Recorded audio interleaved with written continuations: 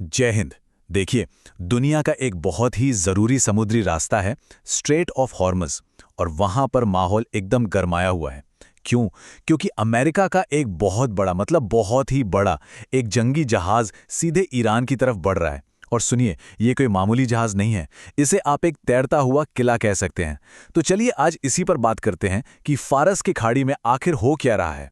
तो सवाल तो बनता है ना, अमेरिका आखिर अपने 5,000 मरीन कमांडोज को लेकर इस विशाल जहाज के साथ ईरान के इतने करीब कर क्या रहा है? मतलब इसका असली मकसद क्या हो सकता है? क्या ये सिर्फ अपनी ताकत दिखा रहे हैं, या फिर क्या ये किसी बड़े जमीनी हमले की तैयारी है? ठीक है, तो सबसे पहले ना इस अमेरिकी तैरते हुए किले को ही समझते हैं, ये है क्या चीज। देखिए, ये सिर्फ एक जहाज नहीं है, ये समंदर पर अमेरिकी पावर का एक जीता जागता सबूत है। और ये कोई आम एयरक्राफ्ट कैरियर भी नहीं है, नहीं, ये उससे कहीं ज्यादा एडवांस्ड और खतरनाक है। इसको कहते हैं एम्फीबियस असॉल्ट शिप। नाम थोड़ा मुश्किल है पर काम सीधा सा है। इसका एक ही मकसद है, दुश्मन के इलाके में सीधे उसके तट पर अपनी फौज उतार देना, सैनिकों के साथ, टैंकों के साथ, सारे साजों सामान के साथ। मतलब ये सच में एक मूविंग मिलिट्री बेस है। और इसकी कैपेसिटी आप सुनेंगे तो हैरान रह जाएंगे। इसके अंदर 5,000 सैनिक रह सकते हैं, साथ में टैंक, ट्रक, बख्तरबंद गाड़ियां, सब कुछ। सैनिकों के लिए रहने खाने की जगह, यहां तक कि एक पूरा का पूरा हॉस्पिटल भी इसी जहाज के अंदर है। मतलब आप सोचिए, ये एक तैरता हुआ शहर है जिसका एक ही काम है, लड़ाई। अब बात करते हैं इसकी सबसे बड़ी ताकत की। वो है इसके डेक पर खड़ा F-35B फाइटर जेट। इसकी खासियत क्या है पता है? इसे उड़ने के लिए कोई रनवे नहीं चाहिए।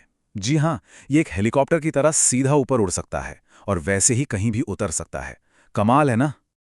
और इस जेट की टेक्नोलॉजी कितनी एडवांस्ड है, इसका अंदाजा आप सिर्फ एक चीज से लगा लीजिए, इसके पायलट का हेलमेट। सिर्फ हेलमेट की कीमत है $15 से $20 मिलियन। ये दुनिया का सबसे महंगा हेलमेट है। क्यों? क्योंकि पायलट को नीचे देखने की जरूरत ही नहीं पड़ती। सारी की सारी जानकारी, टारगेट, सब कुछ सीधे उसके हेलमेट के विजर पर दिखाई देता है। अच्छा, F-35 के साथ साथ डेक पर ऑस्प्रे और सुपर स्टैलियन जैसे एयरक्राफ्ट भी होते हैं। ऑस्प्रे तो बहुत ही अनोखा है। वो उड़ता तो हेलीकॉप्टर की तरह है, पर हवा में अपने पंख घुमाकर हवाई जहाज जितनी तेजी से उड़ने लगता है। सैनिकों को फटाफट कहीं पहुंचाने के लिए एकदम परफेक्ट। और सुपर स्टैलियन, वो तो एक उड़ता हुआ दैत्य है, बड़े बड़े ट्रक और तोप तक को उठा लेता है। अब जाहिर सी बात है, इतना महंगा और जरूरी जहाज है तो इसकी सुरक्षा भी उतनी ही तगड़ी होगी। आप इसे एक ऑटोमेटिक सुरक्षा कवच समझ सकते हैं, जो चारों तरफ से मिसाइलों और गन से लैस है। इसमें रैम मिसाइलें हैं, सी स्पैरो हैं और एक खास फिलिंग्स गन सिस्टम भी है। ये सब मिलकर किसी भी आते हुए खतरे को खुद ब खुद पहचान कर हवा में ही उड़ा देते हैं। आपको इसकी ताकत का अंदाजा दूं, अकेले ये जो फेलिंग्स सिस्टम है ना, ये 1 मिनट में 6,000 गोलियां दागता है। 6,000! मतलब ये गोलियों की एक ऐसी दीवार खड़ी कर देता है कि उसके पार से किसी ड्रोन या मिसाइल का आना लगभग नामुमकिन है। लेकिन सवाल यह है कि क्या यह तैरता हुआ किला सच में इतना मजबूत है कि इसे कोई तोड़े नहीं सकता? क्योंकि हर ताले की एक चाबी होती है, और यहीं पर कहानी में आता है ईरान का दाव। देखिए, ईरान को ये बात अच्छी तरह पता है कि वो टेक्नोलॉजी में अमेरिका से नहीं जीत सकता, तो उसने एक बिल्कुल अलग रास्ता चुना है। इसे कहते हैं असिमेट्रिक वॉरफेयर। मतलब ताकत का जवाब ताकत से नहीं, बल्कि दिमाग से और अपनी रणनीति से देना। तो चलिए अब कहानी का दूसरा पहलू देखते हैं। ईरान आखिर इस तैरते हुए किले का सामना करने के लिए क्या प्लान बना रहा है? जैसा मैंने कहा, उसकी स्ट्रैटेजी ताकत की नहीं, बल्कि एक बहुत ही अलग सोच की है। ईरान की पूरी स्ट्रैटेजी एक शब्द पर टिकी है, सैचुरेशन अटैक। इसका मतलब बहुत सिंपल है, दुश्मन के डिफेंस सिस्टम को कंफ्यूज कर दो। मतलब अगर कोई सिस्टम एक बार में 100 मिसाइलों को रोक सकता है, तो उस पर एक साथ 500 मिसाइलें दाग दो, सिस्टम बस हैंग हो जाएगा। तो उनका प्लान कुछ ऐसा दिखता है। सबसे पहले वो भेजेंगे सस्ते वाले ड्रोन्स का एक झुंड। अब जहाज का डिफेंस सिस्टम इनको मार गिराने में बिजी हो जाएगा। ठीक उसी वक्त वो दागेंगे छोटी मिसाइलों की दूसरी लहर, और जब तक डिफेंस सिस्टम फिर से तैयार होगा, तब तक तीसरी लहर में बड़ी बैलिस्टिक मिसाइलें आ जाएंगी। आइडिया ये है कि इतनी सारी चीजों में से कोई ना कोई तो अपने टारगेट तक पहुंच ही जाएगी। और बात यहीं खत्म नहीं होती। ईरान के पास छोटी छोटी बहुत तेज चलने वाली नावों का एक पूरा बेड़ा है। इनको मजाक में मच्छरों का झुंड भी कहते हैं। इन सभी नावों पर मिसाइलें लगी होती हैं। ये क्या करती हैं? ये एक साथ झुंड बनाकर बड़े जहाज को चारों तरफ से घेर लेती हैं। अब इतने सारे छोटे छोटे टारगेट्स पर एक साथ निशाना लगाना बहुत मुश्किल हो जाता है। और देखिए, ये सब सिर्फ कागज पर बने प्लान्स नहीं हैं। असल में टकराव शुरू भी हो चुका है और ईरान ने हाल ही में कुछ ऐसे दावे किए हैं जिन्हें सुनकर पूरी दुनिया हैरान है। ईरान ये दावा कर रहा है कि उसने अमेरिका के 2 बहुत ही खतरनाक एयरक्राफ्ट मार गिराए हैं। एक है F-15 ईगल, जो एक टॉप फाइटर जेट है, और दूसरा है A-10 वॉर्थॉग, जिसे उड़ता हुआ टैंक भी कहा जाता है। अब अगर ये दावा सच है तो ये अमेरिकी एयरफोर्स के लिए एक बहुत बड़ा झटका है। तो सवाल उठता है कि ये हुआ कैसे?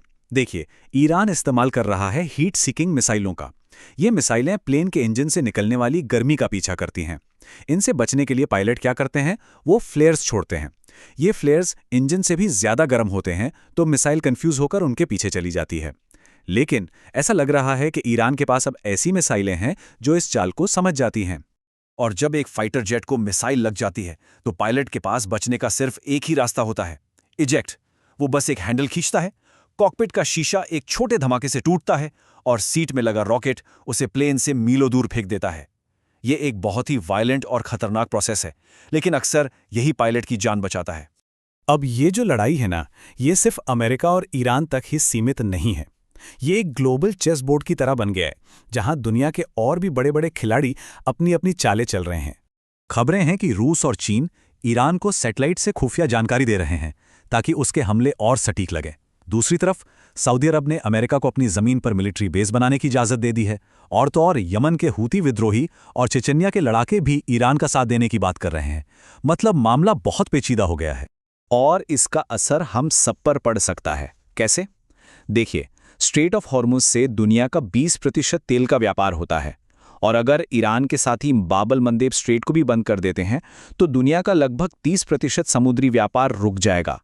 इसका सीधा असर तेल की कीमतों और पूरी ग्लोबल इकोनॉमी पर पड़ेगा। लेकिन इस पूरे मामले में एक ऐसा एंगल भी है जो मिसाइलों और जहाज़ों की लड़ाई से कहीं ज्यादा खतरनाक है। एक ऐसा खतरा जो एक बहुत बड़े मानवीय संकट को जन्म दे सकता है। ईरान का शायद सबसे बड़ा हथियार न तो कोई मिसाइल है और ना ही कोई ड्रोन। उसका सबसे बड़ा हथियार है पानी। जी हाँ, पानी। सऊदी अरब, यूएई, कतर, ये सारे देश पीने के पानी के लिए समंदर के पानी को साफ करने वाले प्लांट्स पर निर्भर हैं। इन्हें डीसैलिनेशन प्लांट्स कहते हैं। और ईरान ने धमकी दी है कि अगर लड़ाई बढ़ी तो वो इन प्लांट्स को निशाना बनाएगा। सोचिए, एक हमला और लाखों लोग पीने के पानी के लिए तरस सकते हैं। और ये सब हमें एक बहुत बड़े सवाल पर लाकर खड़ा कर देता है।